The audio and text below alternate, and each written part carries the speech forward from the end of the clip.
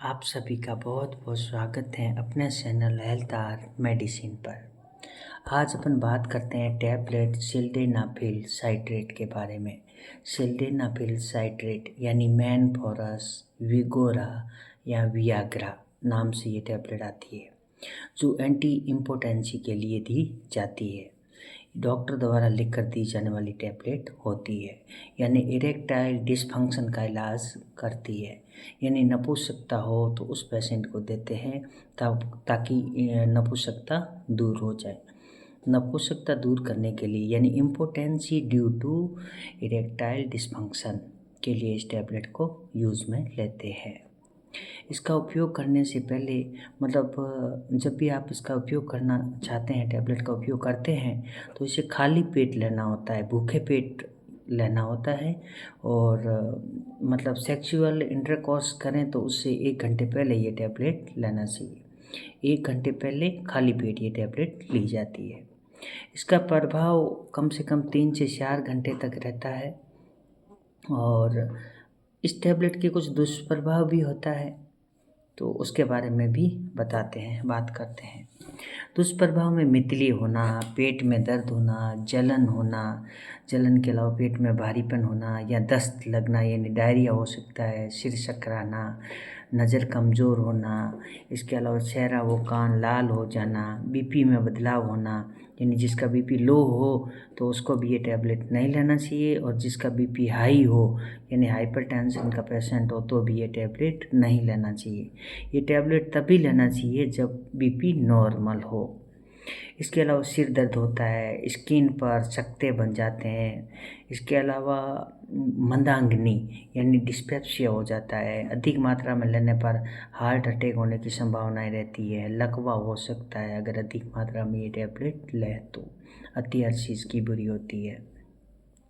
इसके अलावा डॉक्टर को बताएं, और यानी यूरोलॉजिस्ट जो मूत्र रोग विशेषज्ञ होते हैं उन डॉक्टर से मिलिए, या फिर जो मानसिक रोग विशेषज्ञ होते हैं उनसे मिलिए, या कोई एमडी डॉक्टर हैं, फिजिशियन है तो उन डॉक्टर से मिलके अपना उपचार करवाएं, तभी ये टैबलेट लें। अपनी मर्ज़ी से ये टैबलेट नहीं लेना चाहिए, ये स्वास्थ्य के लिए नुकसानदायक भी होती है।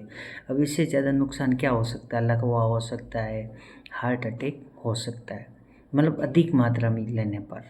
नॉर्मली कम मात्रा में डॉक्टर के बताए अनुसार लें तो प्रॉब्लम नहीं होता है। यानी मैनफोर्स, विगोरा या वियाग्रा, टफ एंड टाइट, 1 2 3 4 आदि कई नामों से बाजार में ये टैबलेट मिलती है।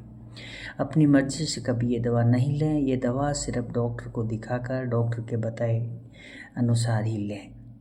और इस दवा के साथ में कोई भी नशीला पदार्थ नहीं लें। सिगरेट वगैरह नहीं पीना चाहिए इस दवा के साथ में।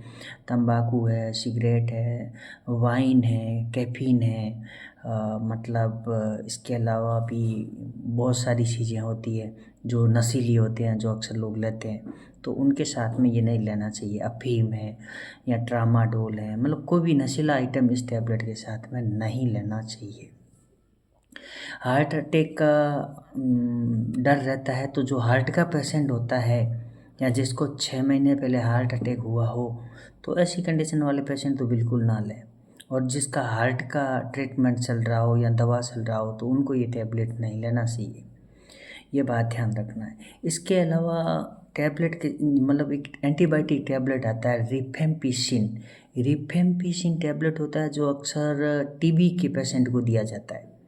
ये एक एंटीबायोटिक ग्रुप की टैबलेट होती है जो टीबी के रोगियों को दी जाती है। तो अगर वो टैबलेट को ले रहा हो तो उसके साथ में ये टैबलेट नहीं लेना चाहिए।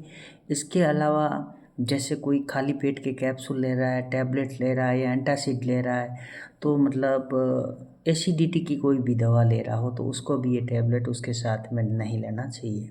इसके अलावा एक आती है एरिथ्रोमाइसिन, एजिथ्रोमाइसिन नहीं, एरिथ्रोमाइसिन। एरिथ्रोमाइसिन दवा आती है एंटीबायोटिक की, तो अगर कोई एरिथ्रोमाइसिन दवा ले रहा हो तो उसे भी ये टैबलेट नहीं लेना सही है। एरिथ्रोमाइसिन टैबलेट आता है, वैसे एलेम्बिक का अच्छा टैबलेट आता है, ये एंटीबायोटिक है ये भी, तो वो ले रहे हो तो भी नहीं लेना चाहिए। इसके अलावा कीटोकोनाजोल आते हैं ना, जो एंटी फंगल की दवा आती है जो भी, तो उस दवाई के साथ में भी ये टैबलेट नहीं लेना चाहिए। ये ध्यान रखना होता है। इसको मतलब गुनगुने पानी से ले सकते हैं या नॉर्मल पानी से ले सकते हैं। फ्रीज वगैरह का पानी है अगर, तो ठंडे पानी से इस टैबलेट को नहीं लेना चाहिए, क्योंकि ठंडे पानी से लोगे तो ये टैबलेट इफ़ेक्ट कम होगी, मतलब अच्छा कम करेगी। ये दवा डॉक्टर को दिखा कर ही लेना है, डॉक्टर के बताए अनुसार ही लेना है, बिना डॉक्टर के नहीं लेना चाहिए। इससे आदत बन जाती है और फिर आप जानते ही हो आदत बहुत खतरनाक होती है। तो इसलिए ये बात हमेशा ध्यान रखें। ये 50 mg की आती है, 100 mg की आती है। डायबिटीज़ का पेशेंट है तो वो इस टैबलेट को ले सकता है और डॉक्टर की देखरेख के अनुसार ये टैबलेट लेना चाहिए।